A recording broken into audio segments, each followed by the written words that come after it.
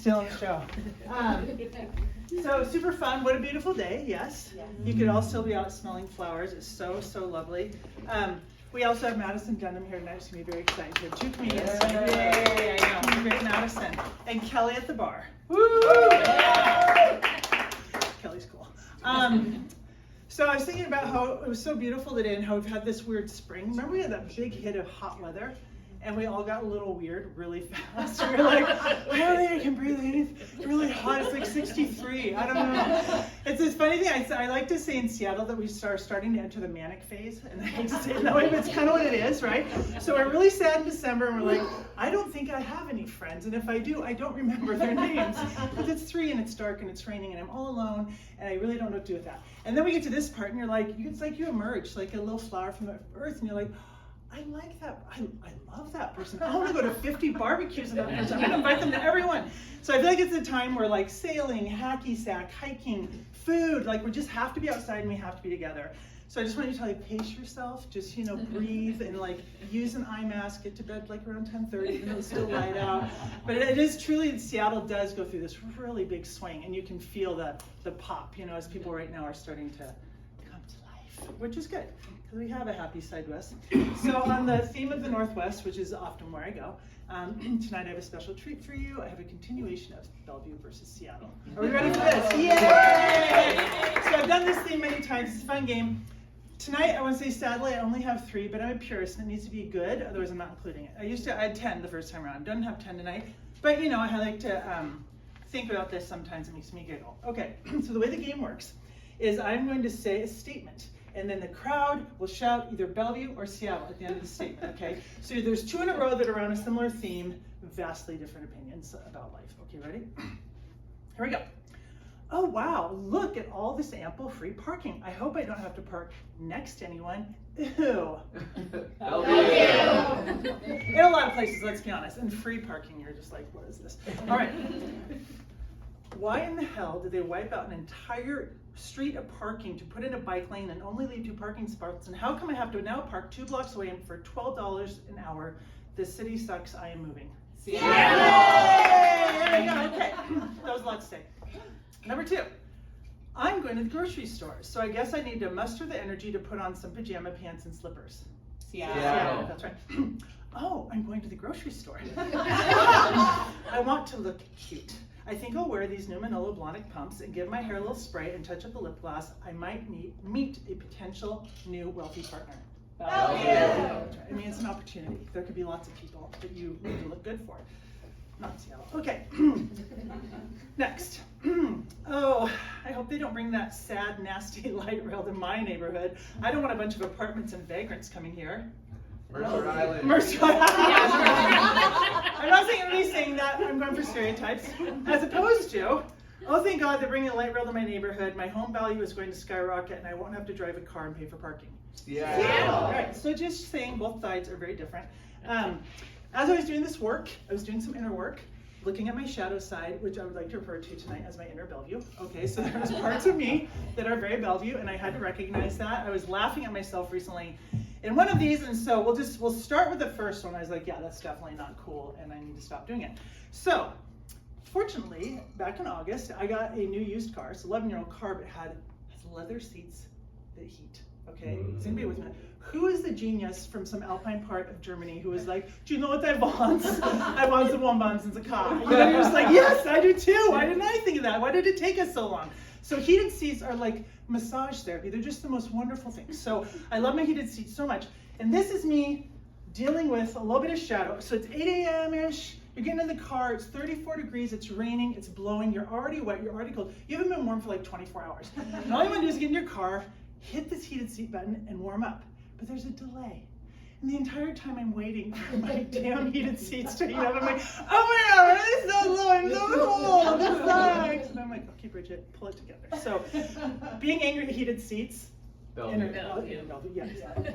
like they should make these faster. Okay, maybe I need a new car. All right, next, inner Bellevue. This is the one that got me going when I first thought of this.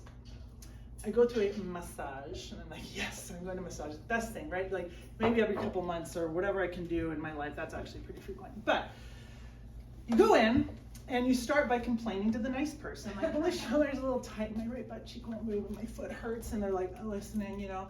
And then finally they say, why don't you get undressed and lay face down on the table? And you're like, yes, it's my moment, it's starting.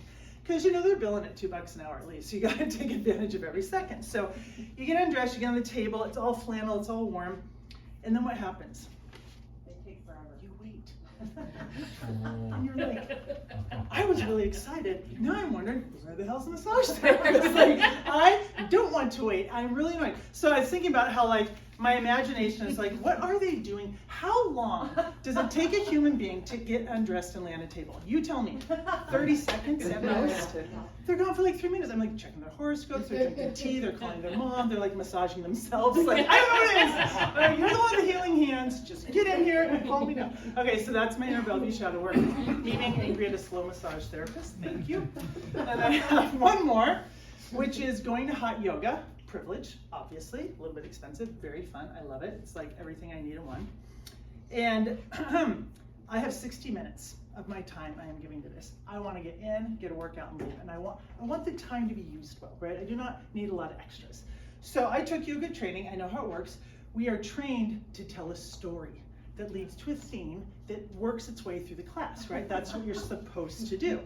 Problem is, 90% of the times, not worth it, not interesting. And this is what happens. So this woman comes in my experience, who's wearing really pretty Lulu. She's really pretty. Her hair is pretty. Everything's pretty.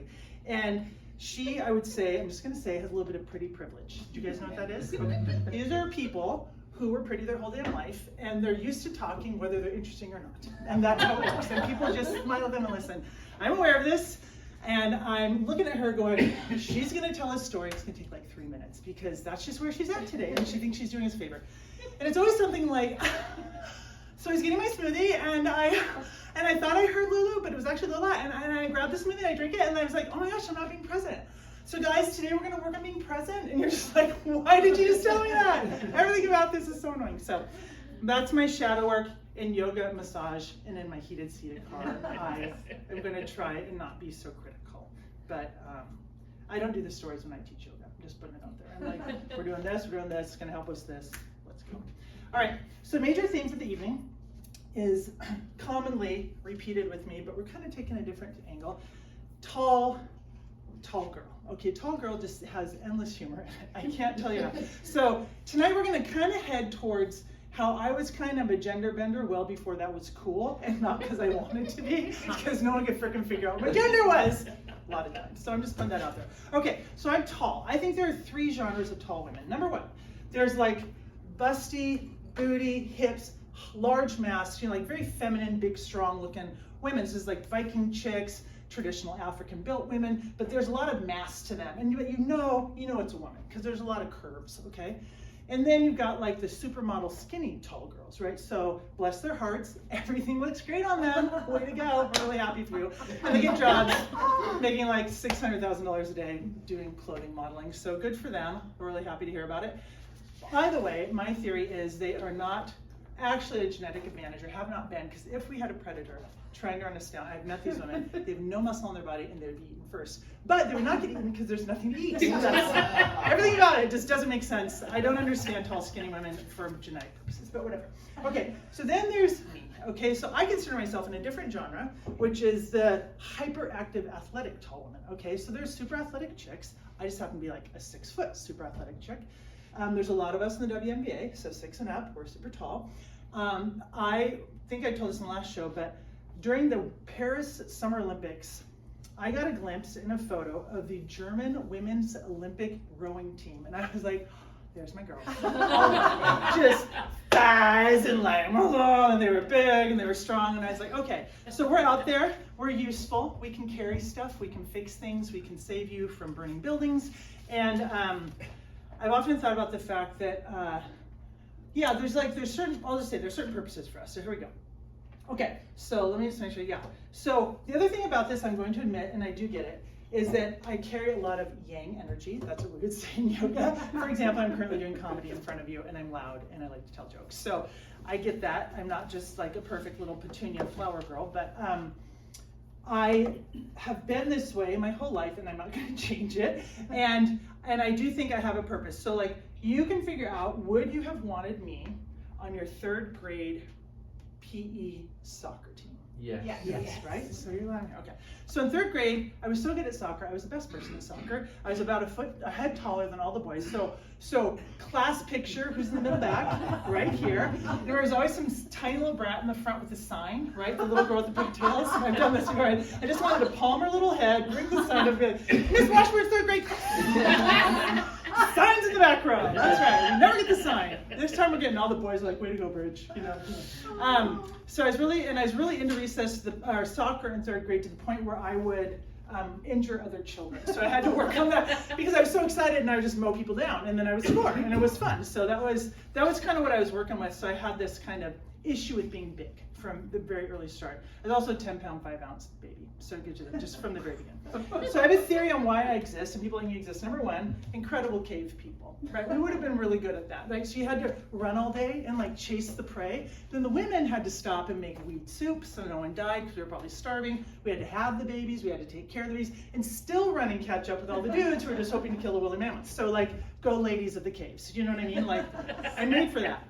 Then you move on to the farm, and it's like, get the chickens up and get those eggs. You got to put Big Blue, the ox, out to pasture. You got to milk the cows. But then you also, again, having children, making the clothes, ironing the clothes, washing clothes. Like, you had to have so much physical energy to survive. And so I think, you know, German Olympic team. So one of my theories too is, I remember when I saw those girls and I said, look at the thighs on those women, goddamn. And in that day, I was thinking the thighs were probably more genetically advantageous because if Big Blue did come to pass during the winter and like not make it through, right? So Big Blue's dead. And all you've got is a yoke in a field. Just put it on me. And I will pull the plow through the field, and we are gonna live through this experience. Probably like while pregnant, I don't know. Women do amazing things. So I believe that I am genetically made to do a lot, which has been hard in my lifetime because I'm physically hyper, right? So I have a lot of need for like hot yoga with pretty privileged girls. So there's a lot of funny stories about this. I'm just do a sampling tonight, okay? So we go back to like when I was 5 or 6, and I went to CYO camp. I don't know if it's Catholic in the room. That's Catholic Youth Organization. I see some eyebrows. And we went to Camp Cabrini on Beaver Lake. Okay, Annie, thank you. We can sing you the song. Let us know if you want to hear it. If my brother gets here, we will sing it. And I was in Chelan, which was the cute little kids cabin. Okay, so older brother, older sister, and I'm like 5, maybe 6, pretty little. Might have been 5 going on 6. We're at sleepaway camp. We're having so much fun. And towards the end, we get to take our Kmart cotton sleeping bags out into the main pasture area and sleep outside under the stars. This is like the big thing on the last night, right? So you're so excited. So I'm all little, I'm down in my little sleeping bag, and what does it happen? It starts to rain. Oh, it starts to rain. I know, sleep out night. And so instead of waking up the littles, which I was a member of, 2 very nice counselors decided they would just pick us up and carry us into, you're getting it, into a covered area. So I'm aware of this and I'm listening. I have woken up at this point and I'm just in my little sack just kind of thinking, oh, I might be next, you know? So I hear them just talking. And it's, yeah, we have to do this, like 5 more left. And then you just hear, this one's heavy. And it was the boy, which I felt especially offended by. And it was like every time I stepped away from my home unit, which was full of excessively tall people, I recognized that I was not like other people. That was one of my first lessons. I was like, okay, I'm a little large, I get it. So I carry on. 5th grade, loving soccer. I get moved up onto the 6th grade soccer team with my sister. Take care there. And they make me a rover. Does anybody know that concept? Keith, I don't know. I think they made it up. Annie, do you remember this?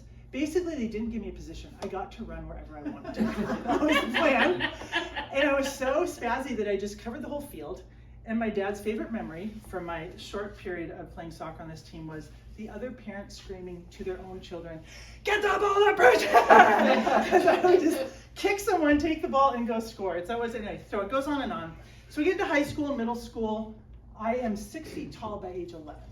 So that changes a person's perspective on the world. Yep. One thing about being tall is you're either put in charge or people think you're older than you are, which we'll get into in a moment. I do want to address something, though, that I addressed in past. Every time I get this opportunity, I want to bring it up. I basically obsessed over the same 6'5" guy in my class from 6th grade to college. He actually went to college with me. I mean, how cruel. I had to be like obsessed for that long. It was really like just darkened my development as a young woman who should be dating other people. I was obsessed with this guy, Jeff. He was so good looking that a friend and I ran into him after work. This is Colt. And Colt, my friend from college, is like this super hot gay guy. And he's so hot, right? And all the girls are in love with him, all the men, everybody's in love with him. We meet one night after work at Cost Plus Imports to get gifts for our family. And there's Jeff, the hot guy who like ruined my life for 11 years. And so we meet him, we chit chat. And then Jeff walked out the door and Colt looks at me and he goes, "Who was that?" And I was like, thank you, the whole freaking time. What would you have done? It was awful. And of course he like didn't even know I existed, or like he was cool and liked to party and I liked to read, so it wasn't a good match. So anyways, moving on. So I did the soccer team, and then we're gonna skip all the way to college. I'm on a program abroad, and this is again me outside of my zone, right? So I am behaving as myself, but I'm starting to get more and more feedback that I do not appear as everyone else, as I think I do. So I just happen to be wearing, because it's the 90s, pleated front khaki pants with cuffs, a button-down checkered shirt, and like men's shoes, because we'll get into the shoe size, but it's a women's 13. So I'm not exactly trying real hard to look like a girl, but I don't know, I'm just like there, whatever. I'm in a grocery store, Tesco. Anybody know Tesco of England? Yeah, okay. And I'm just getting some snacks.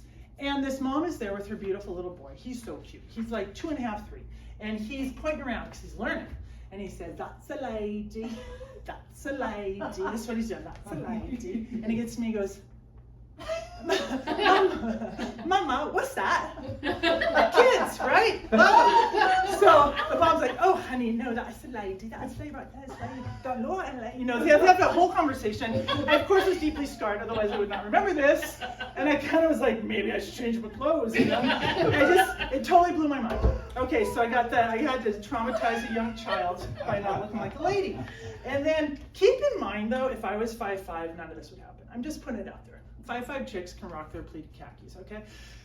Moving on. So going into my later years of traveling, who works at airports in like security and cleaning style things? Let's put it out there, Pacific Islander women under 5 feet who are of the middle life, okay, age. Okay, there's a lot of that, okay? These women are not born in the United States. They're 4'8" to 5 feet tall, and they struggle with this. I'm just gonna put it out there. So, for example, I get in the TSA line, and for some reason, get the lucky card to be patted down, right? No problem, step to the side. And they do that thing that, "We need a female assist," right? You guys have all seen this happen. So I'm standing there politely. I'm literally wearing this. I'm not like, it's not like I have a baseball cap on backwards and like a Seahawks jersey and like unlaced tennis shoes. Like I'm not putting out a vibe. I just look like this. So this little thing, I'm gonna call her Renita. Renita comes kind of waddling over. She's a heavy set lady, totally from the islands, you know, just coming to check out this female assist, kind of looking around. And it's like, suddenly she dawns on the fact they want her to work on me. And she looks up at me and she literally says, and he's not going to do this, but it happens to me, "I don't do math." Very loudly. Because what she's thinking is this loser thinks I'm going to believe that I'm going to touch him, right? So she's kind of on the defense. She's trying to be nice, and she says it again, "I don't do math." And I was like, okay, yeah. So I kind of don't say anything. I'm like, the TSA dudes are going to need to handle this. So some guy like named Rod from Renton, you know, is over just sitting by the scanner. She's like, "We need to chill out." So he's like, I call him Rod from Renton because it's like 5 o'clock shadow. His uniform's way too big for him. He doesn't work out. He just like watches the Seahawks and drinks 40s in his apartment when he's not at TSA. And so they start an argument because Renita's doubling down. And so it becomes like this conversation now about how Renita needs to chill out, and now someone else is in on it. It's like, "Renita, this is a chick. You need to just like do your job, Renita." So eventually, poor little Renita does actually pat me down, but I was thinking about it later. Imagining her on like the bus ride out of the airport, the other girls and me like, "He's a big man, they tell me I have to touch him." I don't want to touch the man. It doesn't matter. I'm sure Renita has never forgotten me, and I'm like still a story in her like tales of woe from TSA. We move on to a different airport. I'm going to San Francisco for the weekend, and I get off the plane, and I want to just use the ladies' room and get on the train. All right, so I'm taking the BART into the city. Done it 100 times, no big deal. So I'm just cruising along with my suitcase and my purse, and I enter the bathroom. And who's in the bathroom but a very happy 5 foot tall or less midlife Pacific Islander woman. I'm telling you, it's every time. And she's like singing the Tongolese national anthem and just like having a great time. And she has I remember she had a little movable garbage can behind her and all her supplies. So I come around the corner and she looks up and she is terrified. And I recognize it in her face, and she kind of does one of these, and I'm like, oh, she thinks I'm a dude. That's what's happening right now. And so we pause. I stop because I can tell she's scared, and she doesn't say much because she's trying to decide if I'm going to make her a true crime victim or if I'm going to leave the bathroom. So I stop and I said, I don't know if I say she friendly. She goes, "Dis no man." That's it, "Dis no man." And I said, okay, got it. She realizes I'm releasing and I'm leaving. She goes, "Man, over there." She like so wants to help me. So that happens, and then just so you know, it happened yet again in Sacramento a few years later. And the problem about that was in Sacramento there's not as many bathrooms, so it took me a while. I had to go searching, and I was a little late meeting my friends. I was like, "Sorry guys, someone thought I was a man in the women's bathroom, so I had to be late. Sorry about that." It's just kind of weird stuff. This is what happens. So we're just moving along. Okay. I want to tell you a happy story though of being too tall, and I know not too tall but tall. There are happy parts to it because I am aware that I'm probably a little bit more cavalier than a lot of chicks when it comes to walking in certain areas. I have to be careful, but I do know that I've not been bothered much, right? Especially at night when you can't really see who I am. Case in point, 3rd Avenue, Seattle. It's like after 10 at night. I had a work day. I went to like a show, met some friends. I've got like a wool coat on that's pretty long. I got my backpack, probably a hat down, scarf. And I'm cruising down 3rd Avenue. Now, I remember it was a day that was very stormy and like really whipping winds, and like some glass had shattered on the sidewalk because like things were flying around. It had this kind of wasteland energy, and there was just kind of no one out. So it was very dark. I'm on 3rd Avenue. I'm like, I'm a little extra alert. I'm like, I should be a little careful, okay? So I'm cruising along. I'm trying to just stay confident because my car's way over on the other side of town.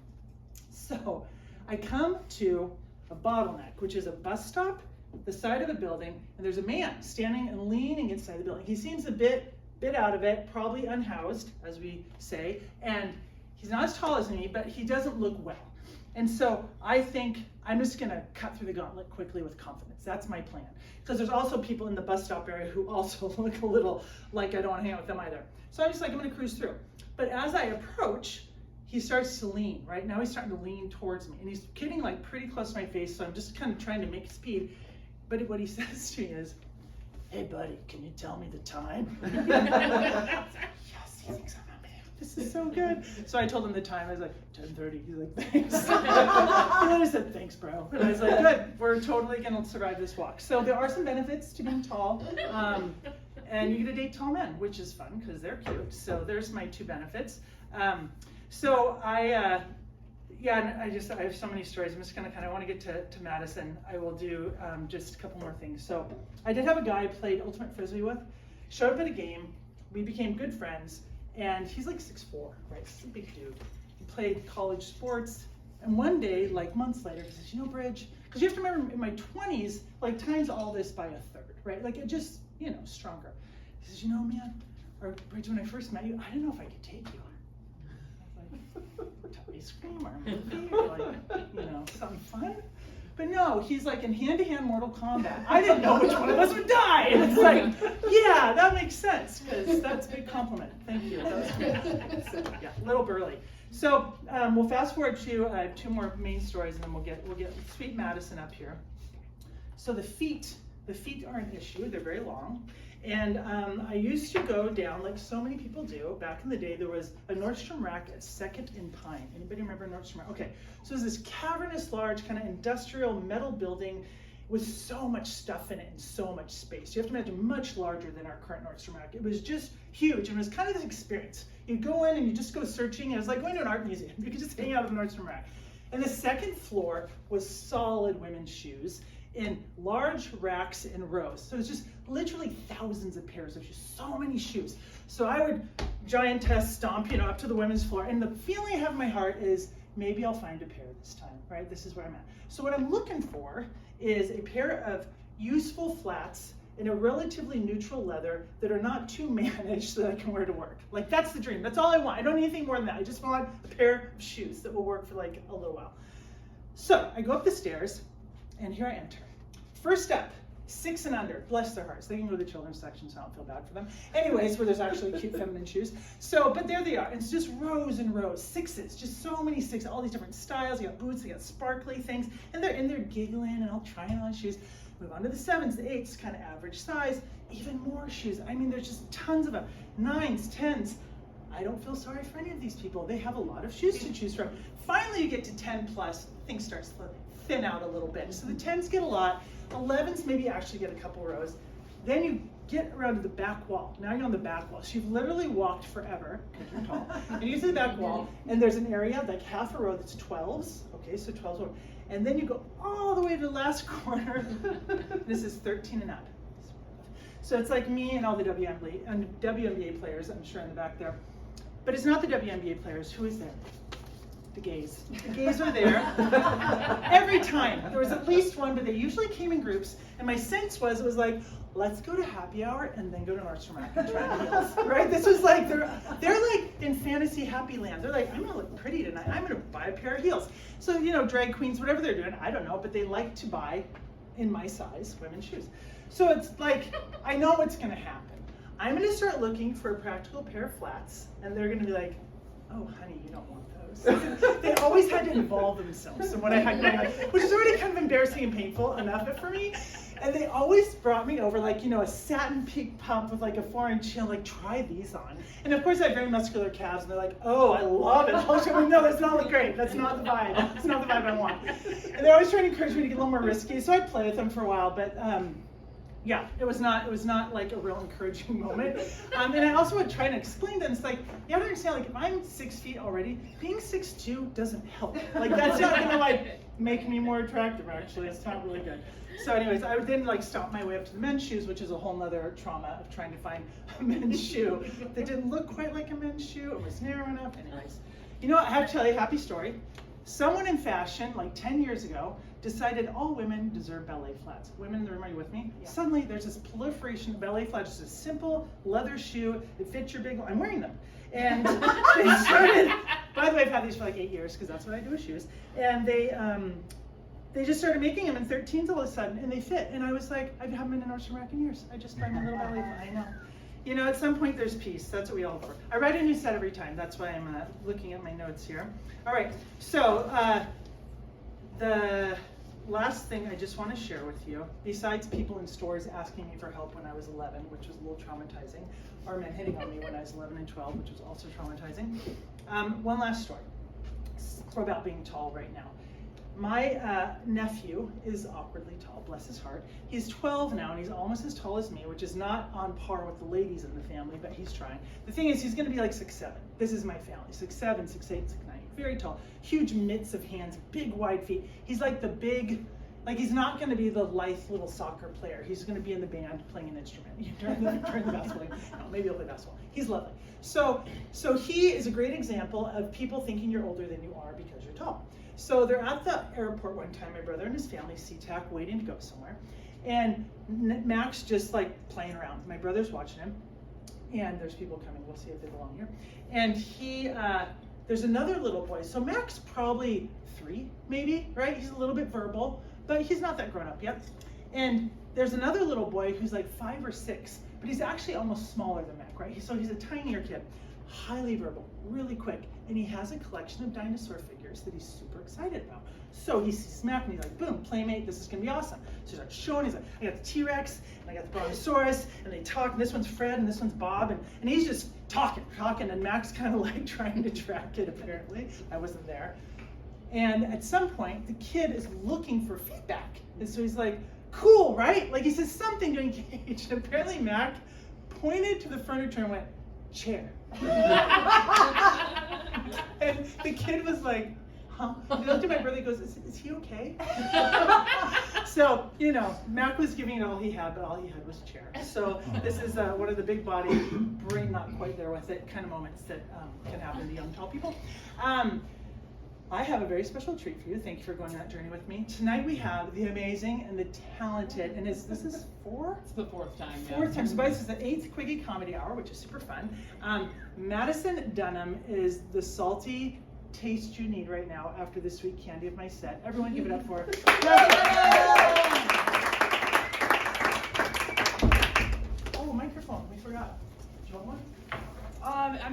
done this not holding something. It feels last time I was here, I literally just held one that was not on. It was great. Which really went well, actually. I thought it looked good. The people I loved it. know too. I thought it was creative. That's cool as long as I can hold on to it. It's the one crutch. I love pretending. That's why we're all here. So, Bridget, thank you so much for asking me to come back. Every time you ask me to come back, I'm always super psyched, but I'm also a little surprised because no matter like how horrible the things that I talk about are, you always invite me back. So it makes me want to push it even more, which is what I'm going to do. So strap in. I'm sure you guys can see my finger is injured. I don't know, maybe people in the back can't see that. I'm a chef. I was cutting kale a couple weeks ago and I almost cut the tip of my finger off. I was in the emergency room and I was joking around because I think everything's funny until the doctor said the word necrosis, and then I immediately stopped laughing because there is nothing funny about that at all. They weren't sure if I was going to be able to keep the finger, and that wasn't really what I was worried about. I was mostly worried because I'm nowhere near hot enough to get away with only having 9 fingers, but luckily they were able to keep it, so we're all good there. So just in case you're wondering what's up with that. So anyways, I recently survived my first situationship, and holy shit, that was bad. Really bad. I'd rather cut another finger off than have to deal with what I went through in that situation. It was not a good time. People, from what I've heard, a situationship, it's 2 people that are like hooking up, and then one person catches feelings and wants it to be more serious, the other one doesn't, and it ends. That is not what happened to me in this situation. No, this guy was good with just cuddling on the couch and watching movies together, and that was basically 3 months. So 3 months went by and I was like, what are we doing here? And more importantly, why haven't we boned yet? So this guy told me that, I mean, unfortunately I have to get to know somebody really, really well before I want to do that, and actually that's the least important part of a relationship to me, and I died inside because why the hell did he think I was hanging out with him? Like, I don't understand. That's literally, I thought that's what we were doing here. I'm somehow the one pressuring the man to have sex. Like, I usually like women in men's fields, but not in this particular occasion. It was pretty awkward. So, and I knew it wasn't going anywhere because this guy had a lot of red flags that I was ignoring, said a lot of kind of messed up stuff that I'll probably never forget. But the biggest red flag that he had was that this guy hated Kanye West so much, and that is unfortunately a deal breaker for me, because if you've ever heard me do this before, I talk about Kanye West every time I'm on stage, because God was having a fun day when he blessed me with the particular strain of autism that I got, which is Kanye West autism. It's all I want to talk about, it's all I want to listen to. It's just my cross to bear, so it's great. But this guy didn't hate Kanye West because of his comments about slavery. He didn't hate Kanye West because of the recent rampant anti-Semitism. He didn't even hate Kanye West because of the affiliation he had with Donald Trump. No, he hated him because he said he had no talent, and that if he had the same equipment, he could make the same music, if not better, which is the craziest thing I've ever heard in my life. That is actually a level of delusion that only Kanye West could probably relate to, ironically enough. So it's just literally insane. I finally just looked at him and I was like, wow, you are the physical manifestation of my self-loathing. I need to get out of this. So we stopped hanging out, and I fell into an even deeper depression than I knew was humanly possible. So I had to do a lot of stuff to pull myself out of that. I started going to AA meetings, even though I'd had almost a year sober and had never been to one, but I just needed people to talk to. And I also heard that in AA there's like older predatory men that prey on young women in recovery, and I was like, that'll be my rebound. I've been going for months and no luck, so that's kind of a bummer. Another thing that's a bummer is in AA it's supposed to be like an open, safe space to share, but every time I share, everyone starts crying and wants to give me a hug afterwards, which is pretty weird. Like, it's okay if the ladies talk about how they like sold themselves on the street for $5 or having a DUI with their kid in the car, but as soon as I start talking about like, I think I'm responsible for my sister dying, it sucks all the air out of the room. Like, sorry guys, I thought this was a safe space. So yeah, AA, judgier than you would think. Don't appreciate that. Also had to up my antidepressant, which thought I was on the highest dose possible. Turns out I wasn't. I am now. And my doctor neglected to tell me that one of the super cute side effects that comes with the new dose that I'm on is hand tremors. So now my hands shake so bad that I can't even like lift a glass of water without spilling it everywhere. So unless I meet a guy who has like a Michael J. Fox fetish, I'm probably not gonna be with anyone anytime soon. So yeah, that's fun. One benefit though of being so sad, you totally lose your appetite. So I'm losing a lot of weight, which is pretty cool. Everyone was like, what are you doing? I'm like, I'm so sad. I'm just sad, I can't eat, I don't wanna eat. And I kind of scared my friends and family, and they were trying to scare me into eating more, unsuccessfully might I add. And the reasons they were giving me to eat were pretty silly. Like one of them was, if you don't eat enough, you lose your muscle mass. I'm like, I'm a lady, I don't need muscles. What do I need muscles for, to lift my giant bottle of antidepressants? Like, I'm fine, I don't need them, thank you. Another cute one I thought was funny was when they told me if you don't eat enough, your bones will get brittle and like you could break a bone easier.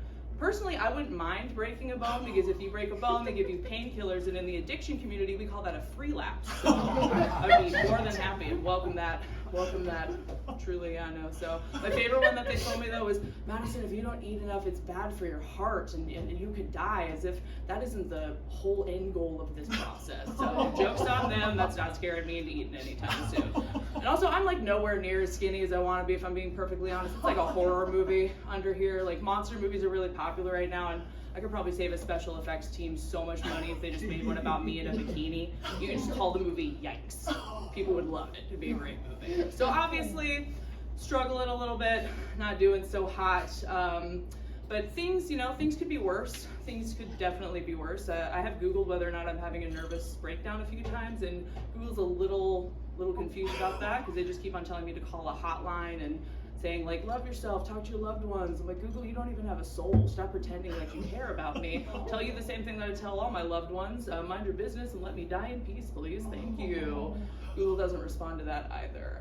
But I did go on a date actually about a month ago with a new guy. I took him to an old pizza spot that I used to work at. And we were chatting in the back, eating pizza with my old boss, and we're talking about Kanye West because somebody brought him up. It was me. And my old boss says, yeah, Kanye's music's really good, but those shoes he made are so ugly. And I was like, no, the Red Octobers that he made are one of the most iconic pairs of shoes ever made. And he asked me, are they Adidas? And I said, got it, I think so. And this guy that I brought on the date with me, he interrupted me and he said, no, they were actually Kanye's last collaboration with Nike in 2014 before switching to Adidas. And I think my heart stopped because this man just corrected me about a Kanye West fact. Like, do I have his kids now or do we get married first? Like, what's the deal? Like, I've been single a long time and God somehow found someone who's just as much of a delusional psycho as I am and sent him to me. I'm truly blessed. So anyways, yeah, we are actually together now. We're very, very much in love. Yeah, so no more jokes about being single, unfortunately. That does take, I told him I was like, you're taking away like all of my material right now. The only downside to dating this guy, unfortunately, is it turns out not having sex for 5 years had nothing to do with being depressed, because we've been doing that and I'm still so sad. So good to know that had nothing to do with it. But he's a great guy. He's even a comedian. And he even said, he's like, you can make fun of me on stage. And I was like, there's nothing to make fun of you about. There's nothing funny about you that I can think of, except for, I mean, he is Muslim, but there's nothing funny about that, right? Anyways, him being so devout in his faith is something that I actually find really attractive. And I'm Catholic, he's Muslim. It keeps things kind of spicy, and luckily the main tenet of both of our religions is shame, so we get that in common. A lot to talk about. But I was bragging about him to my coworkers and how attractive I think it is that he is so devout in his faith. And one of my coworkers was like, yeah, I just know there's no God and I don't really believe in anything. Sorry if that hurts your feelings. And I was like, why would it hurt my feelings that you're going to hell? what's gonna hurt is you burning for all of eternity. More heaven for me, no skin off my back. So just kidding, kind of. Sorry, I know religion's sort of a touchy subject, so I'll move on to something a little more chill. You know how Charles Manson thought that the Beatles were talking to him through their music? That's kind of how I feel about Kanye West, but instead of him telling me to murder celebrities and start a race war, he just wants me to go to church and buy Yeezys. I don't really think it's that problematic. And obviously, guys, I know that sounds pretty crazy, but I've told you I'm on meds, a lot of them. I have a therapist. My therapist is Jewish. She's cool with the whole Kanye thing, so everybody can calm down. But some of the things that he's been saying have been pretty insane lately, especially the anti-Semitism, and I just wanted to get to the bottom of things. I needed answers, so I did what any sane human being would do. I used ChatGPT to have a conversation with Kanye West. That's a thing you can do. Just wanted to hear it straight from the Nazi horse's mouth. And I asked ChatGPT Kanye, why did you say that you're gonna go DEFCON 3 on Jewish people? And also, what does that mean? Because it's DEFCON, not DEFCON. What were you talking about? ChatGPT Kanye sounded as confused as I did. He was like, I never said that. What do you mean? And I was like, ChatGPT Kanye, you totally said that. Like, what are you talking about? He insisted that I didn't know what I was talking about. So not only was ChatGPT Kanye gaslighting me. It was actually working, because if you're delusional enough to use AI to talk to your favorite artist, you're definitely delusional enough for their light gaslighting to work. So I'm very lucky that I met a guy who likes Kanye as much as I do, because it has always made dating really, really hard. Like, they don't want to hear you talk about another guy all the time, no matter who it is. But I remember my ex actually getting really mad at me because I had Kanye West as the background on my phone, and he was like, "Why aren't I the background on your phone?" And I was like, "Did you write Graduation, or was that Kanye?" Because I can't remember which one it was. Remind me. But again, I'm very, very blessed that I met this man. I really, really am very much in love with him. I actually do think that he might be like the one for me. I think I'm probably going to be with this guy forever. And now the only thing that I have to worry about is whether or not we can get ChatGPT Kanye to officiate our wedding. He's a busy guy. So yeah, thank you very much.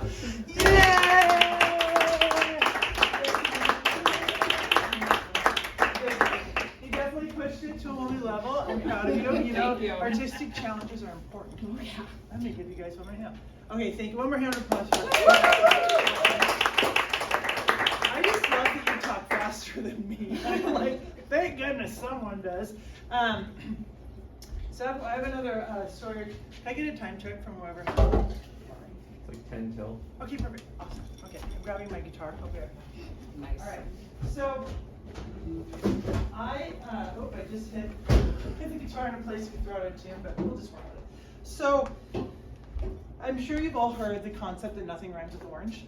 Is with me? Okay, yeah. So I remember years ago thinking, so I'm not saying to be cocky, but I feel like I can honestly write a song about anything. I've written songs in an instant. I can interview a couple about ready to get married. I've written songs for them. It's totally a hit. There's something in me that just loves to put a story together. Now, I know about 5 chords, but I just work with that, and it's okay. That's not the strength. You need this guy right here to play the guitar if you're going to do something more interesting.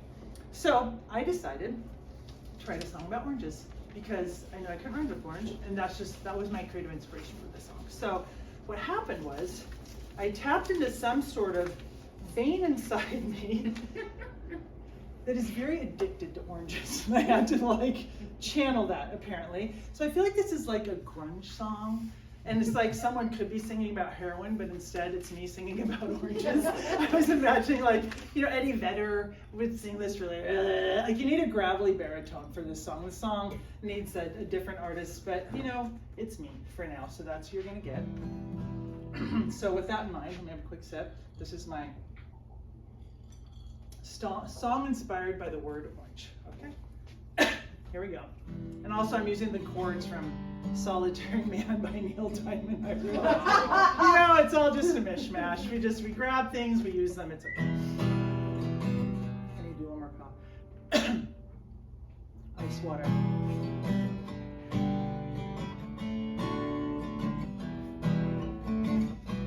That's even in Solitary Man.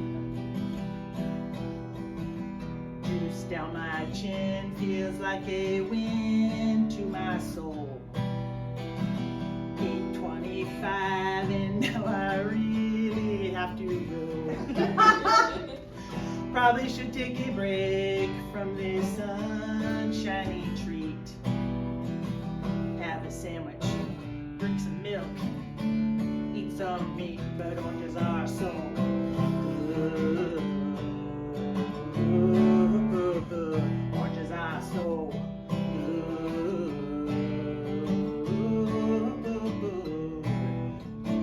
It's pretty low, can you hear me? Okay, good. Squeeze them hard so you can see if they are dry. Peel them soft into little pieces, the kind I like to buy. Carry them around all day in a bag, snapping all day. Vitamin C is running hard through my veins, 'cause oranges are so good. Oranges are so good.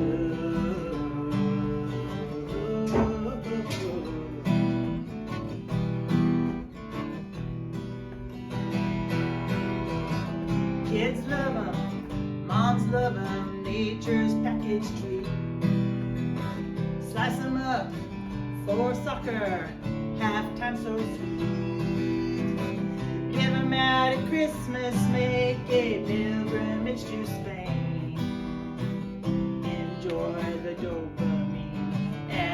eat your brain. Doors are so.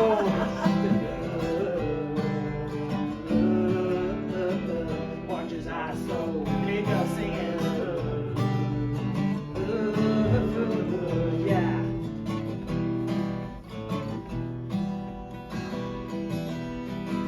Talk to my shrink. He says that it's okay. I can't keep eating 25 oranges a day. He says I'll get sick of it. I don't think I will. Just send me all the boxes and send me the bill. Oranges are so good. Isn't it amazing? Oranges are so good.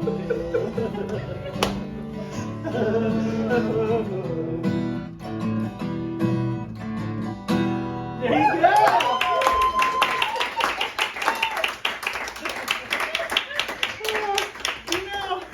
And I just sat down and it all came out. I don't know what that was. Mike there, thanks for staying. Yeah, so thank you. Send me all the boxes and send me the bill is actually one of my favorite lines. So thank you, Vance, for loving it so much. I appreciate that. Yeah, yeah, a lot of feeling in that song. That one really got me. That one really got me. It really got you good. I'm glad. All right. Feel free to keep laughing. It's a safe space. Can we hear it again? Encore. We can do it as a sing-along. You guys want? I can tell you the line and then you can sing back to me. Well, you and I can play anytime, Vance. Vance and I play music together, so we're gonna teach this to his daughter, who plays with us. All right, so we're kind of at time, are we? Okay.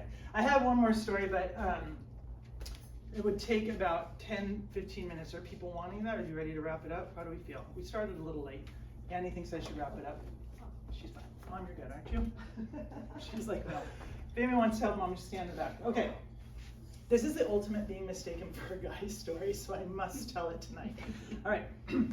I don't know who knows this, but at one point I was at the University of Washington School of Medicine as an enrolled student, matriculated student, and then I flunked out because I was sick. So there's a whole story there that's also funny. But leading up to that time, I had made kind of the mistake of pursuing medical school. It was not in alignment with who I was, and as I got closer to it, I got more physically ill. So this is the point of the story, right? So I started having these spells, so they turned in eventually into full-on grand mal seizures.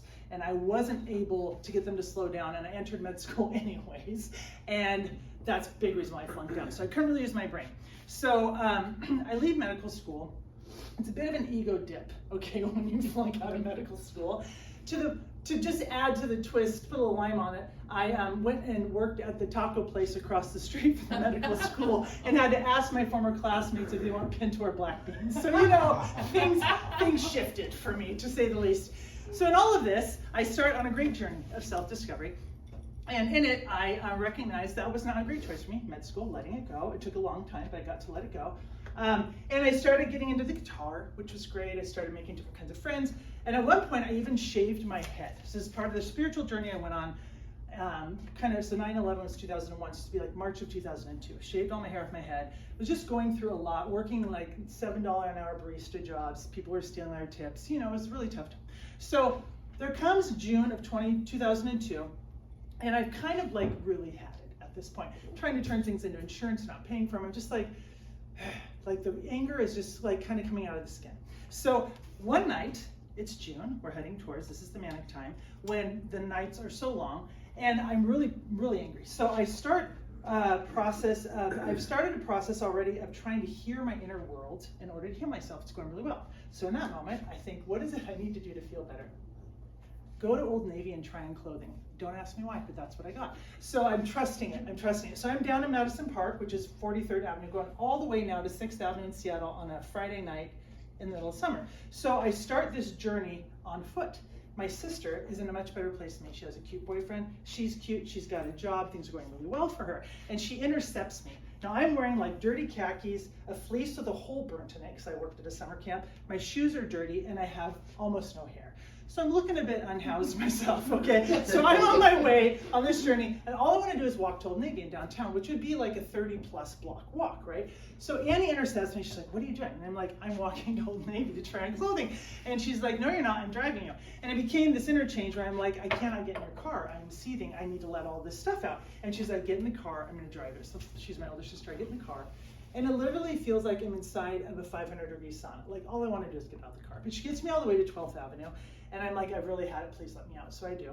So she lets me go. And I start walking all the way to 6th. So Old Navy used to be where Magnus used to be for all the old Seattleites.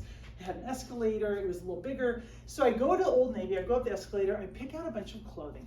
I've also gained a bit of weight during this time, and I have no hair, so just getting ready to feel pretty in the dressing room. I go and start trying some on. Of course, nothing looks good. And you know when you're in that place where you're like, I really need to be holding it together right now and act normal. So I put everything back on the hangers just right, holding my little bundle, step out, hand it to the guy, and he says, thanks, buddy. We're just getting started. All right, so this is the thing I needed. This is why I went to Old Navy to try on clothing, because all of a sudden, all the becomes, and all these tears just are projectile flying on my face. My nose, I am crying so hard instantly that I was like, I out of here. So I run to the escalator, go down the escalator, and of course, it's June in Seattle, and everybody's out on the sidewalk. The place is packed. So I'm on 6th Avenue, and I start to just kind of do the shuffle, right? I'm going through the sidewalk just to get anywhere by myself. So I'm starting to cry. So I get to the point where I'm like, what do I want to do next? And I have a very clear sense that I want to walk down Madison Avenue. Madison Avenue at this time didn't have a Safeway. Let's put it that way. So 23rd in particular, walking through the CD, most of people would not choose to walk there at night, especially like say they're me, whatever. I didn't usually do that. I walked to John, but I felt very called to go on Madison. So I take my weeping buns and I start walking. And I'm literally pausing to cry. So I'm having like a major breakthrough. I just went through a very painful thing and now I'm kind of letting it go. So I get to 23rd and Madison in particular, and there's a church there, if any of you know that. Traditionally black church, you would say, right? So I was raised Catholic, all-American, suburban white, where like you kind of shook hands, you kind of held hands, but you didn't get down, that's for sure. No one's clapping, no one's dancing. Like it's a pretty restrained form of worship. And I'd always want to go to a black church and like clap and sing and do the whole thing, but I never had. So I get to this church and the lights are on. It's a Friday night, and I'm like, it's kind of interesting. And I feel this just magnetic pull. So I'm already in the mood to do weird stuff, apparently, and I'm trying to follow it. So I go up to the stairs, and I'm like, I'm not going in there. I'm not going in there. I'm not going to. And mind you, I'm still just crying. A lot is coming out. And it gets to the point where I was like, screw it. I'm just going to look in the door. So I go up slowly. This is like a half an hour of time. And I check the back door, and there's people in there. They're singing. And there's a woman in the front who's like, so beautiful and so regal and so tall, and she's sweating because it's hot out. She's sweating, she's just singing, but I can't hear her because there's plexiglass between me and them. So I have to think about it again, and I think I'll just go sit in the back pew and just cry and listen to this amazing music. So in I go, right, just making a deal here. Go into the back pew. It's beautiful. The song is gorgeous. Her voice is gorgeous. It's like everything I need right now, so I'm just letting it go. And all I have is a fleece sleeve, of course, so that's happening here. And I have this wonderful cry. And as I'm sitting there, someone comes and takes my hand. This is a big man's hand. This is a black man's big hand, dry, soft, clean, unlike me. He takes my hand and he says, come with me, the pastor wants to pray for you. And I was like, nope, that's definitely not happening. I got one thing to do right now, it's be by myself and cry. You guys just keep singing. He does not let it go. My name is Brother Charles. I'm going to take care of you. You come with me. The pastor wants to pray for you.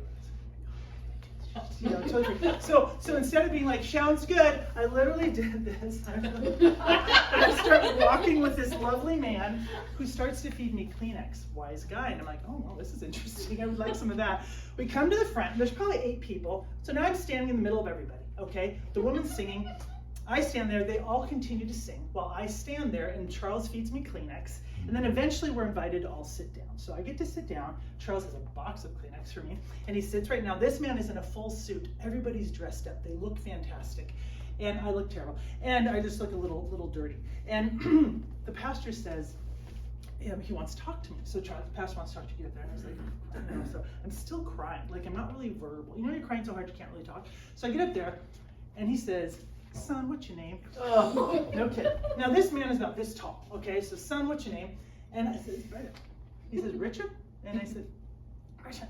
And he says, Richard, good, Brother Richard, okay. That's right. So I'm standing there now next to this man, and he starts to save me. So this is his job, right? So he's got about 10 questions. Do you live in God? Do you believe in Jesus Christ, his only son, came to save for your sins? Do you know heaven? Do you believe heaven, hell, blah, blah, blah. And I'm not really verbal, and I not think it's a good time to negotiate, so I'm like, crying and just nodding. I'm just nodding, and everybody's listening. And when the last question is asked, the place goes nuts. People are thrilled. I get asked to stand back in the center. Charles comes and joins me, and music kicks in. One woman's on her back, arched, like having a breakthrough moment. People are singing, people are clapping. It is a total party. And I'm in the middle of it, and this is taking a while. So I eventually just get down on my knees with my box of Kleenex and just cry next to Charles while it's all happening. Eventually things quiet down, and this woman gets up to speak. My brother's coming in. And she is wearing a white hat, white necklace, white pumps, white jewelry, and she's ebony black, and she's beautiful, and she's like close to 90. This woman is just regal and amazing. And she gets up and she says this whole speech about prayer, right? So she says, I remember at one point she goes, when plumber come and he fix your toilet, that's prayer. When you cross the street and you ain't hit, that's prayer. She goes, I prayed and I fasted all week. I'll never forget it. All week for a soul to come in here tonight and look. And she points at me, and I'm just covered in chills, and I'm like, wow, that's just sort of those moments where, like, to me, I still get chills thinking about it, because I have been sitting here bawling my eyes out with these beautiful people, and everything is lifting off of me, literally. It's this amazing, perfect fit for where I am. And so the pastor, she finishes, every clapping, thank you, Mother Jones, they're all mothers, right, mothers and sisters, and the pastor says, son, come back up here for me, please. So I go back up to meet with Pastor Gray, and he says, now, son, tell me your name again. And I said, it is Bridget. I am a girl. And he goes, Sister Bridget. And I was, Sister Bridget, yes, I am, Sister Bridget. And he says, what brought you in here tonight? And I said, well, I was having a real hard time. Amen. Right? Everything I said was an amen. Amen. And I said, and I didn't know really where to go. Amen. And I, for some reason, felt called to come in here. Amen. And I just want to thank you all, because this was exactly the love and the warmth and the beauty that I needed tonight. I was so low, and you brought me so high, and I'm so grateful to you. And it gave me a place to heal. And then they loved it, right? So the pastor says, Sister Bridget, we want you to come join us on Sunday. Who's bringing Sister Bridget a Bible? Bring her back on Sunday. So I got the Bible, I got the Bible. And at the end of it, I come down the steps, and I get like 8 of the best hugs. I makes me want to cry just remembering it. The best hugs you've ever gotten in your life. They're so happy I'm there. They're so hopeful for me. They're holding me. They're whispering, sweet, kind things to me, praying I'll come back to be with them. It was truly extraordinary. And it was one of those moments in life where you go, I don't know how I got here. I'm just glad I did. And I had to follow some really wacky intuitions, which I'm all about, as you know. And so I walked out with my Bible, and I did go back. People always ask, did you go? I did go back. There was a lot of talk about the devil and just stuff that I didn't relate to it at the church that Sunday, and I didn't jive on that. But I forever hold them in my heart. It was a beautiful moment. And I always giggle because I got to be Brother Richard. So, all right, let's bring Madison down and back up. Let's give her a Thank you, Madison. Take your bell off. Thank you to all of you who came out for another Quiggy Candy Hour. We should have another one in July, so if you want to come back again, we'll be making up more crazy stuff and hopefully having more people join us. If you know anyone who would like to try comedy, please send them to me. I'm happy to nurture and just do one story, and you've done comedy, so anything they want to do. And thank you so much for coming, and we all go out to Palermo restaurant afterwards if anybody wants to join us. And thank you. Come again.